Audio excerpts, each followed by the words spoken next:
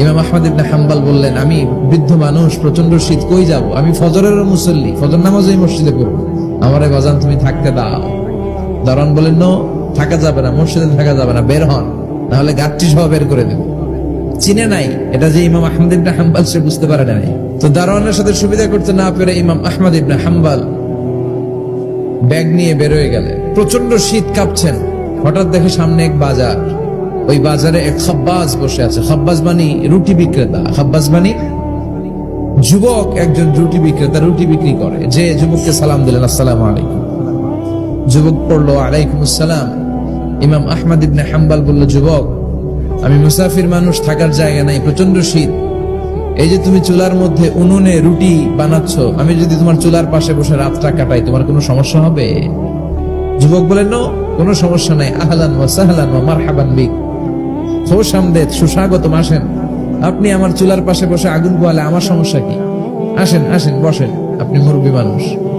ইমাম আহমদ ইবনে হাম্বল আল্লাহ শুকরিয়া করে চুলার পাশে বসে শীতের রাতে চুলা থেকে তাপ নিচ্ছেন, আগুন পোহাচ্ছেন।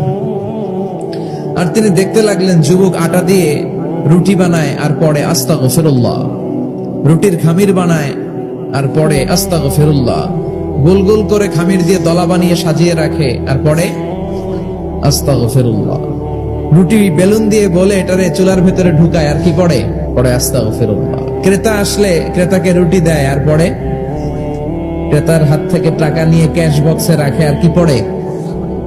ইমাম আহমদ ইবনে হাম্বল তো অবাক, ঘটনা কি? আসার পর থেকে এই যুবকটার দেখতেছি খালি পড়ে আস্তাগফিরুল্লাহ, আস্তাগফিরুল্লাহ। তিনি কৌতূহল বশত বললেন, যুবক, মা লাকা ইয়া শাব দাইমান তাকরাউনা আস্তাগফিরুল্লাহ, হে যুবক, তোমার ঘটনাটা কি? আসার পর থেকে তুমি শুধু দেখতেছি পড়তেছো আস্তাগফিরুল্লাহ, আস্তাগফিরুল্লাহ, কারণটা কি? যুবক বলে, আমি সবসময় ইস্তিগফারের সাথে আঠার মতো লেগে থাকি, আর লেগে থাকার কারণে এর বরকতে আল্লাহ আমাকে মুস্তাজাবুদ দাওয়া বানিয়ে দিয়েছে। মানে আল্লাহ আমাকে এমন বানিয়েছে যে আমি দোয়া করা মাত্রই আমার দোয়া কবুল করে কে? আল্লাহ। ইমাম আহমদ ইবনে হাম্বল বললেন, আনতা মুস্তাজাবুদ দাওয়া, তুমি মুস্তাজাবুদ দাওয়া, মানে তুমি দোয়া করলেই সেটা কবুল হয়ে যায়? যুবক বলে, নাআম আনা মুস্তাজাবুদ দাওয়া, আমি আমার জীবনে যত দোয়া করেছি সব কবুল করে নিয়েছে কে? আল্লাহ। আমি মুস্তাজাবুদ দাওয়া, আমি দোয়া করতে দেরি, কবুল হতে সেটা দেরি হয় না। তবে আমার পুরো জীবনের সব দোয়া কবুল হলেও একটা দোয়া এখনো কবুল হয় নাই। এটা শুনে ইমাম আহমদ ইবনে হাম্বলের কৌতূহল, কিউরিসিটি আরো বেড়ে গেল। তিনি বললেন, তোমার জীবনের সব দোয়া কবুল হয়েছে, একটা দোয়া কবুল হয় নাই, কি সেই দোয়া আমারে বলো? যুবক বলে, আমার জীবনে যে দোয়াটা কবুল হয় নাই সেটা হচ্ছে, আমি আল্লাহর কাছে দোয়া করে বলেছিলাম, আল্লাহ, শুনেছি এই জামানার সবচেয়ে বড় মুহাদ্দিসের নাম হচ্ছে ইমাম আহমদ ইবনে হাম্বল, আমি যেন ওই ইমাম আহমদ ইবনে হাম্বলের কপালে একটা চুমু দিয়ে মরতে পারি, তুমি তৌফিক দিও।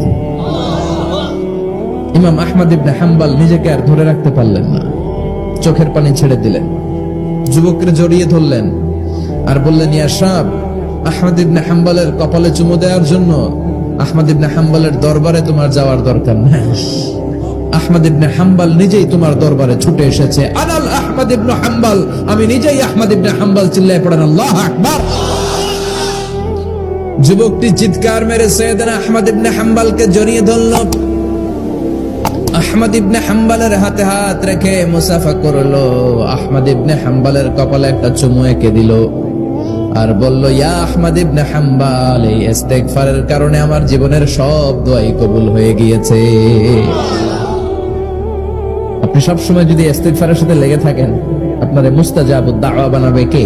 আল্লাহ। এজন্য অবসরে যখন কোনো কাজ থাকে না, বেশি বেশি ইস্তিগফার পড়া যাবে না? বিশ্বনবী বললেন, লাউ কাতাআতা জিলদাক, গায়ের চামড়াগুলো কেটে কেটে রোদে শুকিয়ে যদি মায়ের পায়ের দুইটা জুতাও বানিয়ে দাও, ছোটবেলা যে দুধ খেয়েছো সেটার এক ঢোক দুধের শোধ আদায় হবে না। এজন্য মা যে কি কষ্ট করে, এখানে বেশিরভাগই আমরা নরমাল প্রসেসে পৃথিবীতে এসেছি, তাই না? সিজারিয়ান বেবি খুব কম, থাকলে এক দুইটা। নরমাল প্রসেসে একটা বাচ্চাকে ডেলিভারি করতে একটা মায়ের যে কত কষ্ট হয় আপনি কল্পনাই করতে পারবেন না। চিকিৎসা বিজ্ঞান বলে একজন সুস্থ মানুষ 45 ইউনিট পেইন বা ব্যথা একজন মানুষ সহ্য করতে পারে। ব্যথার তীব্রতা বা মাত্রা যদি 45 ইউনিটের বেশি হয়, যদি ছাড়িয়ে যায় হয় লোকটা বেহুশ হবে নয় মরে যাবে। আমার আর আপনার মা যখন আমাদেরকে নরমাল প্রসেসে ডেলিভারি করেছেন তখন তারা 45 না 57 ইউনিট প্লাস 57 থেকে 60 ইউনিটের পেইনও তারা ছাড়িয়ে গেছে। 57 ইউনিটেরও বেশি ব্যথা তারা সহ্য করেছে, যেটা কোনো অ্যাক্সিডেন্টে আপনার দেহের 206টা হাড্ডি আছে তো 20টা হাড্ডি একসাথে কোনো অ্যাক্সিডেন্টে ভেঙে গেলে যত ব্যথা তার চেয়েও বেশি ব্যথা। এজন্য মায়ের মনে কষ্ট দেয়া যাবে, মায়ের মনে কষ্ট দিয়ে জীবনে কেউ সফল হতে পারে